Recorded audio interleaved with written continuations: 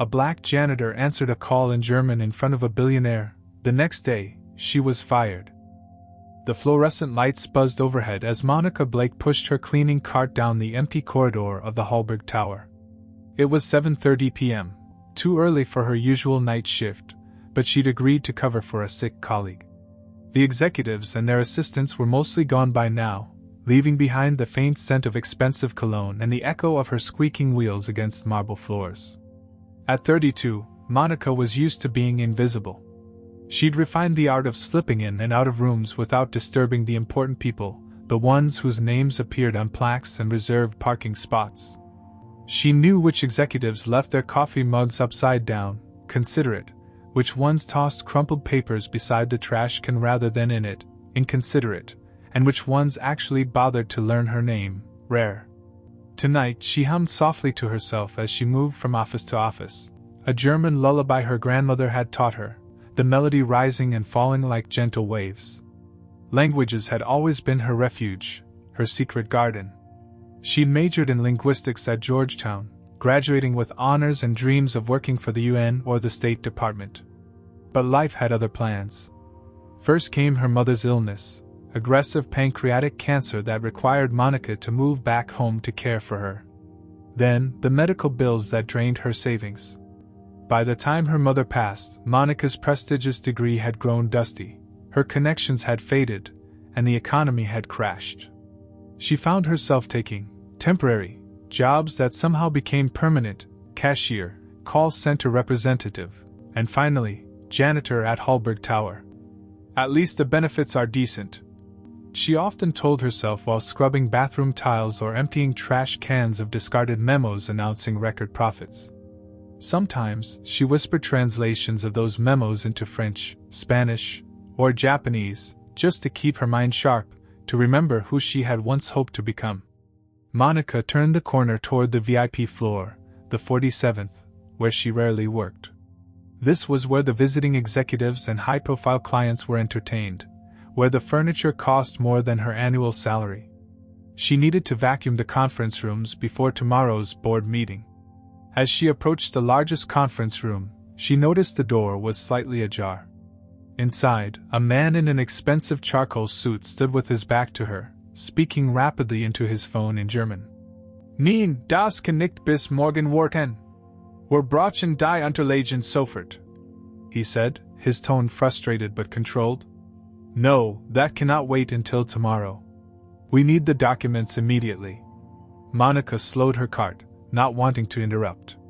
She'd wait until he finished his call, then apologize for the intrusion and come back later. Just as she began to back away, her own phone vibrated in her pocket. She pulled it out, saw her sister's name on the screen, and answered quietly. Hello, Sarah. Ich bin noch bei der Arbeit. Kann ich dich später zurückrufen? Hello, Sarah. I'm still at work. Can I call you back later? The man in the suit turned suddenly, startled by her voice. His eyes, piercing blue beneath silver-streaked dark hair, widened with surprise. Monica felt her cheeks flush with embarrassment. She'd broken her own cardinal rule: remain invisible. I'm so sorry, she whispered, switching to English. I didn't mean to disturb you. I'll come back later. Before the man could respond, Monica had already retreated, pushing her cart back toward the elevators, her heart pounding. She'd learned long ago that drawing attention to herself rarely led to anything good. Especially not in places like this, where power was jealously guarded and hierarchies strictly enforced. What Monica didn't see as she hurried away was the man's continued look of astonishment, or how he quickly ended his own call to watch her disappear down the hallway. The next several hours passed uneventfully. Monica finished vacuuming the other conference rooms and cleaned the executive bathrooms. She decided to return to the large conference room after 9 p.m., figuring the German-speaking executive would surely be gone by then. When she finally returned, the room was indeed empty. As she vacuumed around the massive mahogany table, she couldn't help but admire the panoramic view of the city lights through floor-to-ceiling windows. In another life, perhaps she might have been sitting at this table instead of cleaning around it. Dreams don't pay bills, she muttered to herself in Arabic, another language she'd mastered during her studies. She'd picked up 8 languages in total, each one representing a different path her life might have taken. As she finished her shift and changed out of her uniform in the cramped janitor's locker room, Monica had no idea that her brief linguistic slip had set something significant in motion. She clocked out at midnight, took the employee elevator down to the parking garage, and drove her aging Honda Civic back to her small apartment, where she fell asleep with the German grammar book still open beside her. She had no way of knowing that the man in the charcoal suit wasn't just any executive, or that her perfectly accented German had just changed the trajectory of her life. All she knew was that tomorrow would bring another day of the same, another day of being unseen, unheard, and underestimated. But sometimes, it only takes a moment of being truly seen to change everything. Richard Hallberg rarely visited his own buildings. As the majority shareholder of Hallberg International, he preferred to work from his lake house in Switzerland or his penthouse in Singapore, leaving day-to-day operations to his executive team. His employees knew him only from the portrait hanging in the lobby, a younger Richard, with less gray in his hair and fewer lines around his eyes. But every few years, Richard would conduct what he called his talent hunts, unannounced visits to his various corporate locations. He would arrive without fanfare, observe operations from the shadows, and identify exceptional employees who might otherwise go unnoticed by management. Some of his best executives had been discovered this way: a mailroom clerk with an MBA from Harvard, a cafeteria worker who had once run a successful restaurant chain in Vietnam, a security guard who had previously been an IT security expert at the Pentagon. Richard believed talent was everywhere. He also believed most corporate structures were designed to overlook it. Today's visit to the New York headquarters was supposed to be a routine inspection. He had arrived that morning, used a private entrance, and spent the day in meetings with senior management. Nothing had particularly impressed him until his unexpected encounter with the janitor who spoke flawless German. Now, seated in a temporary office on the 50th floor, Richard stared at the employee file his assistant had procured. Monica Blake, 32. Hired 3 years ago as part of the night cleaning staff. Excellent performance reviews. No complaints. No commendations either. Essentially invisible within the corporate structure. But what caught Richard's attention was her education history. Bachelor's degree in linguistics from Georgetown University. Graduated summa cum laude. Minor in international relations. There was a note in her initial job application listing proficiency in 8 languages: English, German, French, Spanish, Arabic, Japanese, Russian, and Mandarin. 8 languages, Richard muttered, leaning back in his chair. And we have her cleaning toilets. The resume also mentioned internships at the State Department and a prestigious translation firm in Washington, D.C. before a 3-year gap when she had apparently cared for an ailing parent. After that, a series of service industry jobs, each less prestigious than the last, until she landed at Hallberg International. Richard buzzed for his assistant, an efficient woman named Diana who had accompanied him from Switzerland. "Diana, find out everything you can about Monica Blake. Not just her work history. I want to know what she does outside of work. Any volunteer activities, social media presence, community involvement. And see if you can access her academic records from Georgetown." Diana nodded, making notes on her tablet.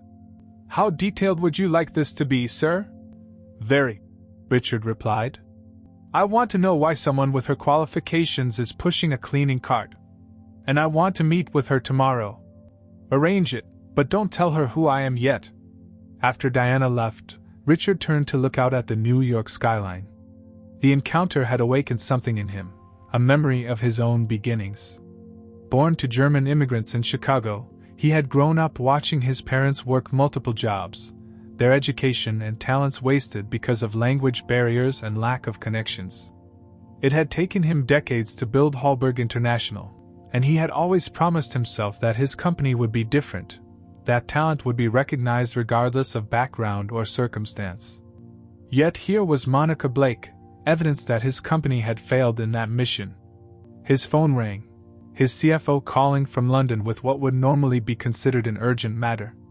Richard answered, but his mind remained on the janitor and her perfect German. Something told him that Monica Blake wasn't just another overlooked employee. She represented a systemic failure that needed correction. The next morning, Richard arrived early at the office. He had asked Diana to schedule a meeting with Monica at 10 a.m. in a small conference room on the 47th floor, a neutral location where she'd feel comfortable.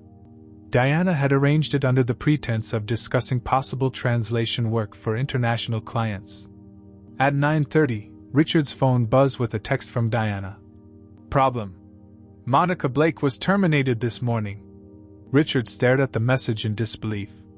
The timing couldn't be coincidental. He immediately called Diana.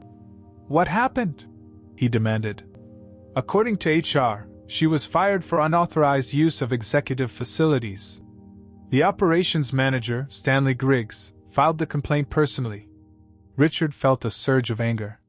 Find Griggs. I want to see him in my office in 10 minutes.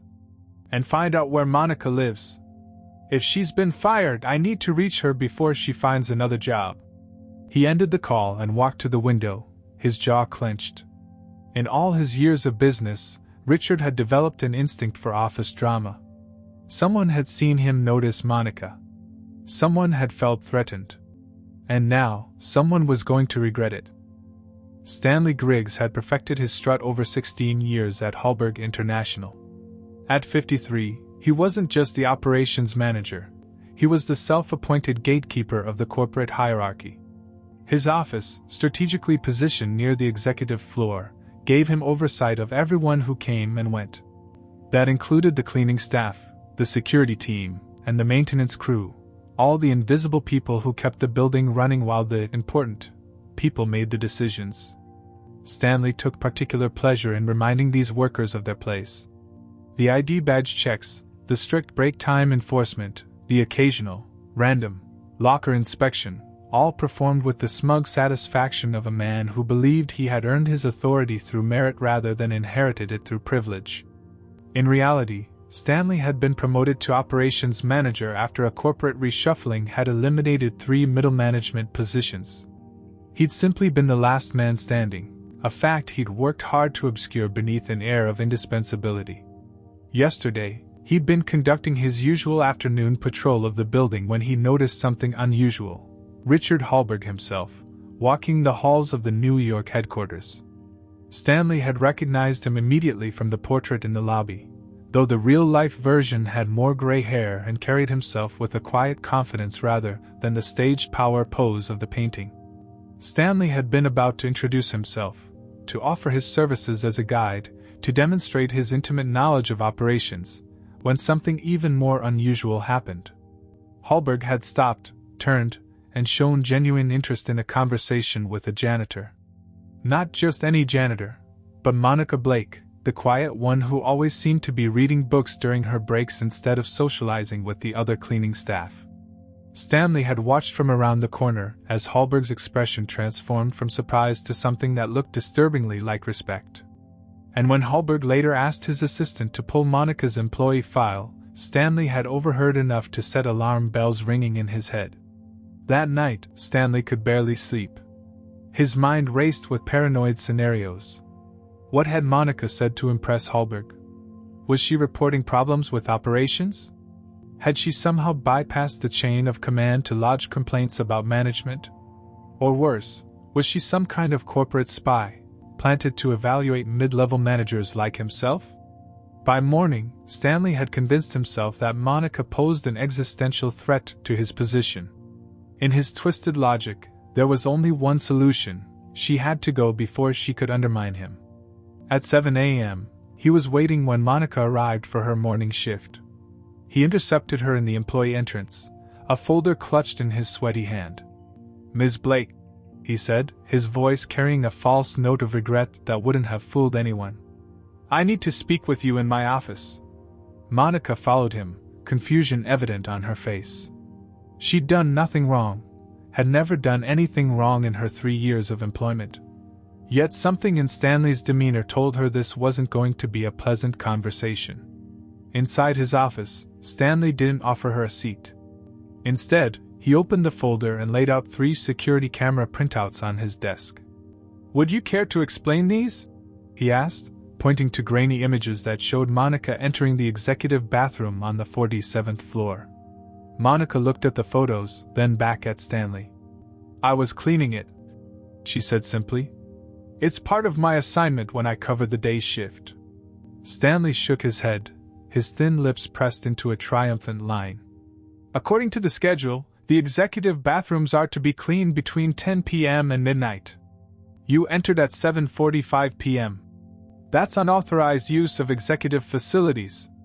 But I was asked to cover Raoul's shift yesterday," Monica explained, her voice steady despite the anxiety building in her chest. "The schedule changed. I can show you the updated assignment sheet. Furthermore," Stanley continued as if she hadn't spoken, "there's the matter of your unauthorized presence in conference room A during a confidential call, and your use of personal devices during work hours." Monica stared at him, the pieces falling into place.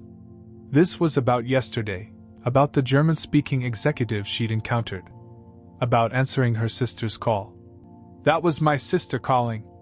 It was an emergency about our father's medication," she lied, hoping to appeal to some sense of humanity in the man before her. "And I immediately left the conference room when I realized it was occupied." Stanley's smile didn't reach his eyes. "Company policy is very clear, Ms. Blake. 3 violations in 1 day is grounds for immediate termination." He pushed a document across the desk. "I'll need your badge and keys." Monica felt a cold wave of panic wash over her. This job, as menial and beneath her qualifications as it was, paid her rent and her father's nursing home fees. Without it, she had maybe 2 weeks before financial disaster. "Mr. Griggs, please," she said, her voice dropping to a near whisper. "I've been here 3 years without a single complaint. Can't we discuss this? Maybe a warning instead?" Stanley held out his hand for her badge. "Security will escort you to collect your personal items from your locker. Your final paycheck will be mailed to your address on file." 20 minutes later, Monica stood on the sidewalk outside Hallberg Tower, a small box containing her locker contents clutched against her chest. Through the glass doors, she could see Stanley watching her from the lobby, making sure she left the premises. The spring sun felt mockingly bright as tears threatened to spill from her eyes. She wouldn't cry here, wouldn't give Stanley the satisfaction. Instead, she straightened her shoulders, turned, and walked toward the subway, her mind already calculating how many job applications she could submit before her bank account hit zero. What Monica didn't know, what Stanley couldn't have anticipated, was that the German-speaking man from yesterday had just requested a meeting with her, only to discover she'd been fired. And that man was not just any executive. He was Richard Hallberg himself, founder and owner of the company, a man known for his intolerance of petty office drama and his particular distaste for those who abused their authority. As Monica descended into the subway station, her future seemingly bleak, the wheels of justice were already beginning to turn in the tower behind her. Stanley Griggs's victory would be short-lived indeed. Richard Hallberg was not accustomed to being thwarted. In the 4 decades since founding his company, he had built a reputation for getting what he wanted, whether that was acquiring a competitor, securing a contract, or recruiting a particular talent. So when Diana informed him that Monica Blake had been escorted from the building less than an hour ago, his first instinct was simple: get her back. "Tell me about this Stanley Griggs," he said to Diana as they sat in his temporary office. Outside the floor-to-ceiling windows, New York City sprawled beneath them, oblivious to the small drama unfolding in the tower above. Diana consulted her tablet. "Stanley Griggs, 53. Operations manager for the past 7 years. Started in the mail room, worked his way up through administrative roles. No college degree. Performance reviews describe him as detail-oriented and committed to policy enforcement. 3 complaints filed against him in the past 5 years for excessive scrutiny of support staff, but no formal disciplinary actions." Richard nodded slowly. The picture was becoming clear: a middle manager who derived his sense of worth from enforcing rules against those beneath him, particularly those who might threaten his position. He'd seen this type before. "And what about Monica Blake? What have you found beyond her employment file?"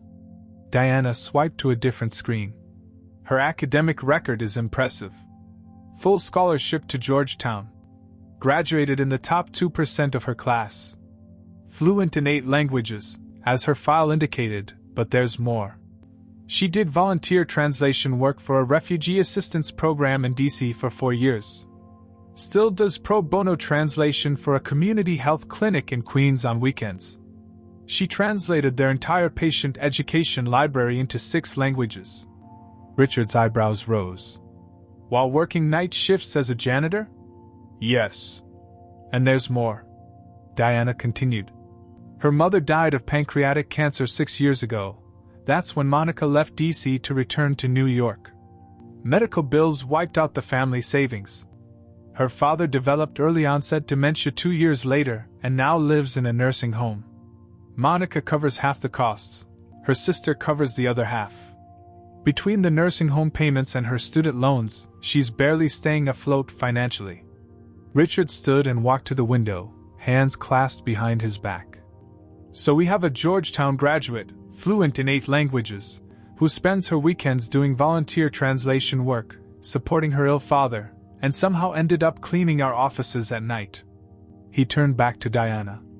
"And we just fired her because some insecure middle manager felt threatened."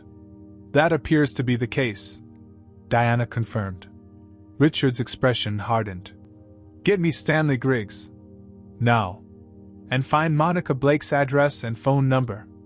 I'm not letting this talent slip away because of office drama." Within minutes, Stanley Griggs was shown into the office. His initial smugness at being summoned to meet with an executive from headquarters quickly dissolved when he realized who was waiting for him. "Mr. Hallberg," he stammered, his face paling. "It's an honor. I had no idea you were visiting the New York office." "Clearly," Richard replied coldly. He remained standing, not offering Stanley a seat. "I understand you terminated an employee this morning. Monica Blake." Stanley's Adam's apple bobbed as he swallowed nervously. "Yes, sir. She violated several company policies." "Save it," Richard cut him off. "I witnessed her supposed violations myself yesterday. She answered a phone call from her sister while I was on a call in the conference room. She immediately left to avoid disturbing me. That's hardly grounds for termination. Sir, company policy clearly states—" "I know what company policy states, Mr. Griggs. I approved it." Richard's voice was dangerously quiet. "What interests me is why you felt it necessary to terminate a 3-year employee with an exemplary record over such a minor incident. Particularly when that employee happens to be a Georgetown graduate who speaks 8 languages and was noticed by the company founder just the day before." Stanley's face, already pale, now took on a grayish tinge. I wasn't aware of her educational background. I was simply following protocol." "Protocol," Richard repeated, the words sounding like a curse on his lips. "Let me tell you what I think, Mr. Griggs. I think you saw me take notice of Ms. Blake yesterday. I think you felt threatened by the possibility that someone you considered beneath you might be recognized for talents you don't possess. And I think you abused your authority to eliminate what you perceived as a threat." Stanley began to protest, but Richard held up a hand to silence him. "In doing so, you've cost this company an extraordinary talent and exposed a toxic culture that I find personally offensive." Richard turned to Diana. "Please escort Mr. Griggs to HR. I want his termination processed immediately." "You can't," Stanley began, but Richard cut him off again. "I can, Mr. Griggs. I founded this company to recognize merit regardless of background. You represent everything I've tried to eliminate from our corporate culture. You're done here." As a shell-shocked Stanley was led from the office, Richard turned his attention back to finding Monica Blake. Diana had already sent a car to Monica's apartment in Queens, but she wasn't home. Her sister hadn't heard from her since morning. The community health clinic where she volunteered hadn't seen her either. "Keep looking," Richard instructed. "Check libraries, coffee shops, anywhere someone might go to work on job applications. and prepare a job offer package. I want to make this right." While his team searched for Monica, Richard dove deeper into her background. He discovered she had been on track for a prestigious diplomatic translation position before her mother's illness derailed her career. He found academic papers she had published on linguistic patterns and diplomatic negotiations. He even uncovered a small translation business she had attempted to start during her mother's illness, a venture that had collapsed under the weight of medical bills and her caretaking responsibilities. The more Richard learned, the more he recognized in Monica Blake a reflection of his own parents, talented individuals whose circumstances had constrained their opportunities. It wasn't just about hiring back a qualified employee anymore. It had become personal. As evening approached, Richard received a text from Diana. "Found her. Queen's Public Library. Our car is waiting outside." Richard nodded to himself. It was time to right a wrong, and perhaps, in the process, begin fixing a broken system that had allowed someone like Monica Blake to fall through the cracks in the first place. Monica sat in the quiet corner of the Queen's Public Library, surrounded by job search printouts and a half-empty cup of now-cold coffee. Her laptop screen glowed with a partially completed application for another janitorial position, this one at a hospital across town, paying 50 cents less per hour than her job at Hallberg Tower. 6 applications submitted. 6 more open in various tabs. Each one felt like a small surrender, an acknowledgement that her education, her skills, her dreams were luxuries she could no longer afford to pursue. Reality was rent due in 2 weeks and her father's nursing home payment at the end of the month. Her phone vibrated against the wooden table, displaying an unfamiliar number with a 212 area code, Manhattan. Monica hesitated, then answered quietly. "Hello? Ms. Blake? Monica Blake?" The voice was female, crisp and professional. "Yes, this is she. My name is Diana Reeves, calling on behalf of Artemis Global Consulting. We'd like to invite you to interview for a position as an international cultural liaison. The interview is scheduled for tomorrow at 10 a.m. Are you available?" Monica frowned in confusion. She hadn't applied to any consulting firms, let alone for a position with such an impressive title. "I think there might be a mistake. I haven't submitted an application to Artemis Global." "There's no mistake, Ms. Blake. Your name was specifically recommended for this position. The role requires multilingual fluency and experience with cross-cultural communication. Your background is an excellent match." Monica's suspicion deepened. This felt too convenient, too perfectly timed after her termination.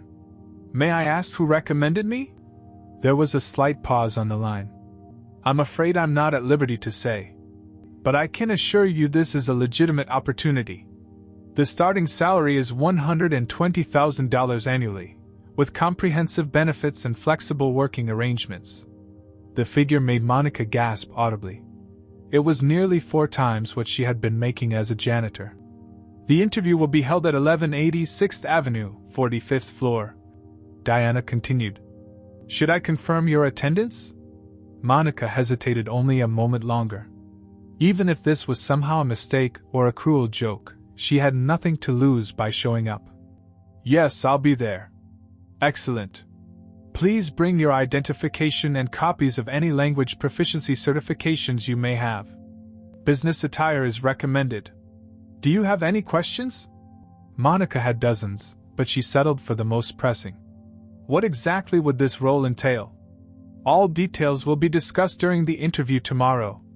We look forward to meeting you, Ms. Blake." The call ended, leaving Monica staring at her phone in disbelief. She quickly searched for Artemis Global Consulting, but found no company website, only a generic business listing at the address she'd been given. It seemed strange, but the possibility, however remote, of a legitimate opportunity was too tantalizing to ignore. That night, Monica carefully ironed her one-interview suit, a navy blue ensemble she hadn't worn since her ill-fated attempt to return to the translation industry 2 years earlier. She polished her sensible heels, printed fresh copies of her resume, and gathered her language certificates. Whatever this interview was, she would be prepared. The next morning, Monica arrived at the address 15 minutes early. The building was an impressive glass tower in Midtown, housing various financial and consulting firms. The security guard checked her ID, confirmed she was expected on the 45th floor, and directed her to a specific elevator bank. When the elevator doors opened on the 45th floor, Monica stepped into an elegant reception area with floor-to-ceiling windows offering breathtaking views of Central Park. A sleek sign on the wall read, "Hallberg International, Executive Offices." Monica froze, her heart sinking. There was no Artemis Global Consulting. This was Hallberg International's executive floor. Was this some kind of cruel prank? Had Stanley Griggs arranged this to humiliate her further? Before she could turn back to the elevators, the receptionist noticed her. "Ms. Blake? They're expecting you in the blue room. Right this way, please." Too stunned to protest, Monica followed the woman down a corridor lined with modern art pieces to a set of double doors. The receptionist knocked once, then opened the doors and announced, "Monica Blake has arrived." Monica stepped into a sunlit conference room where a single man sat at the far end of a polished table. He stood as she entered, and Monica immediately recognized him, the German-speaking executive from the 47th floor. Except he wasn't just any executive. "Ms. Blake," he said, extending his hand. "I'm Richard Hallberg. Please have a seat." Monica remained frozen in the doorway, her mind racing to process what was happening. Richard Hallberg, founder and owner of Hallberg International, was the man she had interrupted while cleaning. The man who had heard her speak German. "This isn't an interview," she said quietly, the pieces finally clicking into place. Richard smiled. "No, it's not. It's a job offer." He gestured again to the chair. "Please sit. I promise this isn't a joke or a trick." Cautiously, Monica took a seat, placing her folder of resumes and certificates on the table before her like a shield. "I owe you an apology," Richard began, sitting across from her. "You were wrongfully terminated from your position here, and for that, I am truly sorry." Monica's professional composure finally cracked. "Mr. Hallberg, with all due respect, I was fired for answering my phone while cleaning. I need that job, my father's care depends on it. If you're here to offer me my old position back, I'll take it, no questions asked." Richard shook his head. "I'm not offering you your old job back, Ms. Blake. That would be an insult to your capabilities." He slid a folder across the table to her.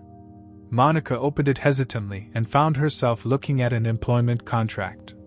The position title caught her eye immediately: Global Director of Cultural Communications. "This can't be real," she whispered. "It's very real," Richard assured her. "After our brief encounter, I had my team research your background. Georgetown University. 8 languages. Published academic papers on cross-cultural communication.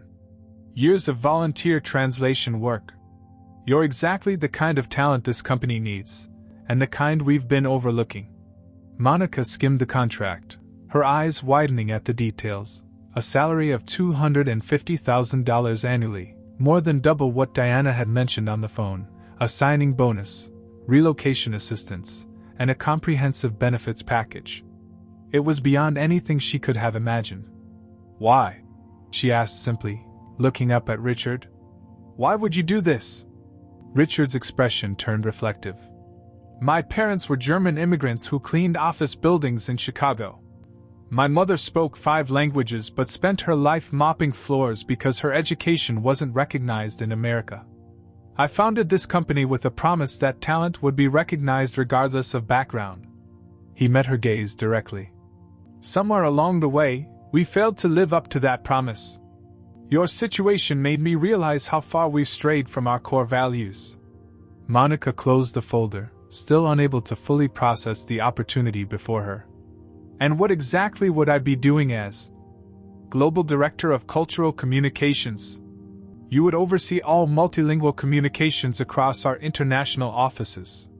You'd develop training programs for cross-cultural business negotiations. You'd ensure that nothing is lost in translation, literally or figuratively, as we expand into new markets. Richard leaned forward.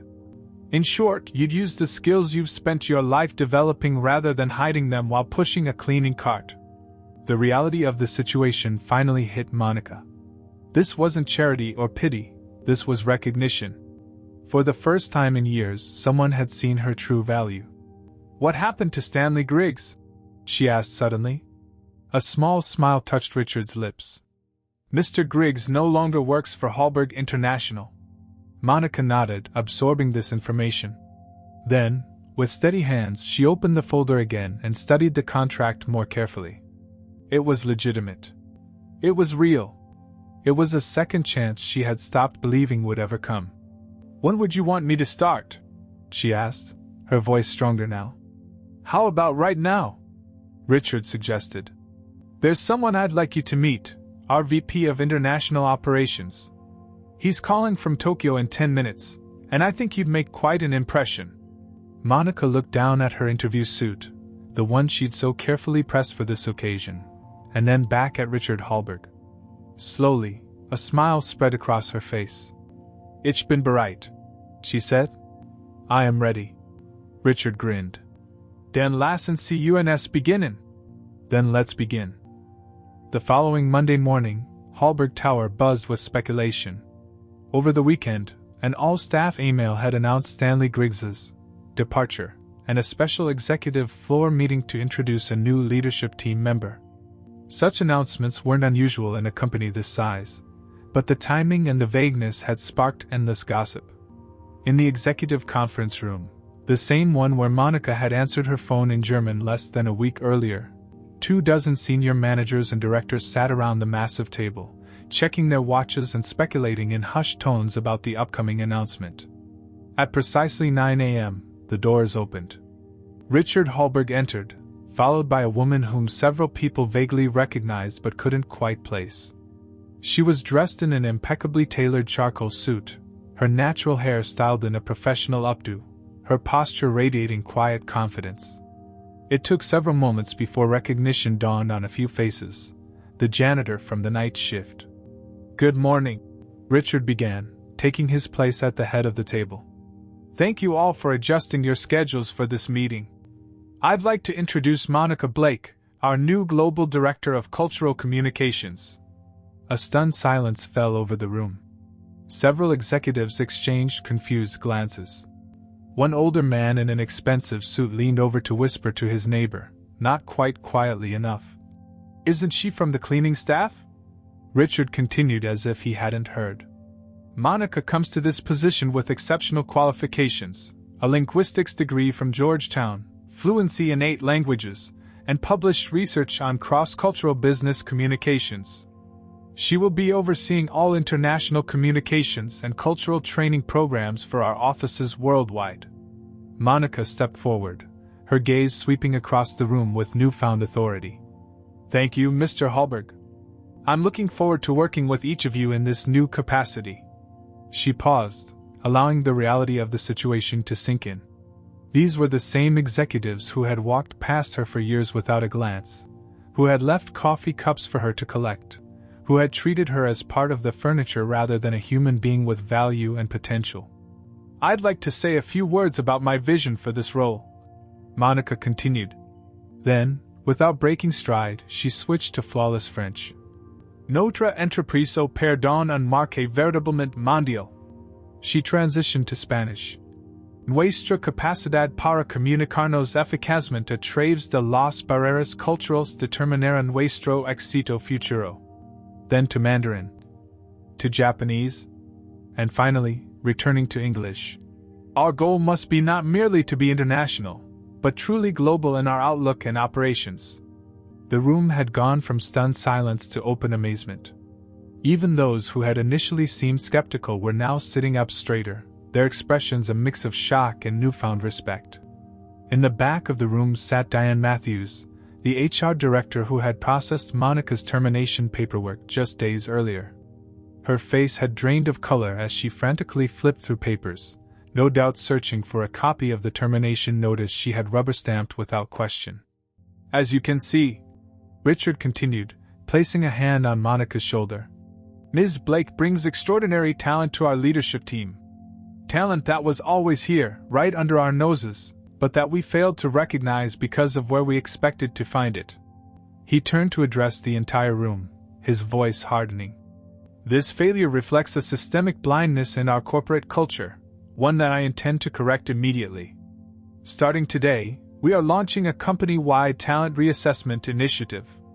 Every employee, regardless of current position, will have their skills and qualifications reevaluated. Nervous glances were exchanged around the table. Several of the executives present had achieved their positions through connections rather than merit, and the prospect of a true meritocracy threatened the comfortable hierarchy they had established. Monica will be leading this initiative, Richard announced. She has a unique perspective on the hidden talent within our organization, having observed it from a position that rendered her virtually invisible to most of you in this room. Monica stepped forward again. My first order of business will be to establish a blind skills assessment program. No names, no backgrounds, no previous titles, just pure ability and potential. Her gaze swept over the room, lingering briefly on those who looked most uncomfortable. I believe you'll be surprised by what we discover. One executive, braver than the rest, raised his hand. Ms. Blake, while your language skills are certainly impressive, do you have the business experience necessary for a director-level position? Before Monica could answer, Richard interjected. An excellent question, James. Tell me, how many languages do you speak? James shifted uncomfortably. Just English, I'm afraid. And yet you manage our Tokyo office remotely, relying entirely on translators to communicate with our Japanese team, Richard observed. Monica speaks Japanese fluently, along with 7 other languages.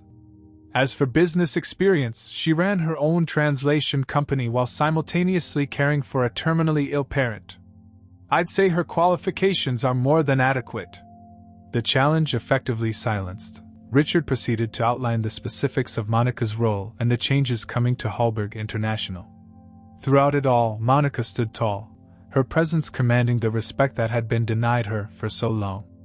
As the meeting concluded, Richard asked Monica to remain while the others filed out, many stopping to introduce themselves properly for the first time, some genuinely impressed, others merely adapting to the new power dynamics. When they were alone, Richard turned to Monica. How does it feel? Surreal, she admitted with a small laugh. Yesterday I was applying for janitorial positions. Today I'm directing global communications for a Fortune 500 company. You earned this, Richard assured her. Though I suspect there will be resistance. Not everyone embraces change, especially when it threatens their sense of status. Monica nodded.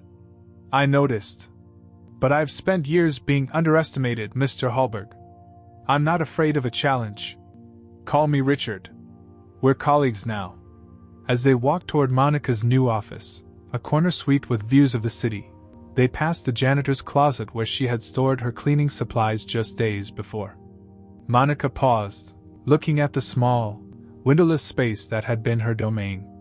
You know, she said thoughtfully, there's a woman on the cleaning staff named Aisha.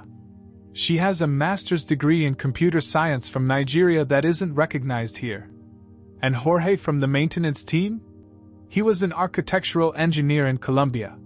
Richard smiled, understanding immediately. I think they should be the first candidates for your talent reassessment program. Monica nodded, a determined gleam in her eye. I was lucky.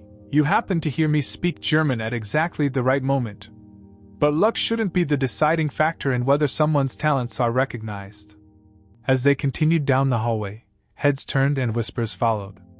The once invisible janitor now walked alongside the company's founder, her stride matching his, her future no longer constrained by others' limited perceptions. By the end of the week, the story of Monica's extraordinary rise had spread throughout Hallberg Tower and beyond. To some, it was an inspiring tale of hidden talent finally recognized.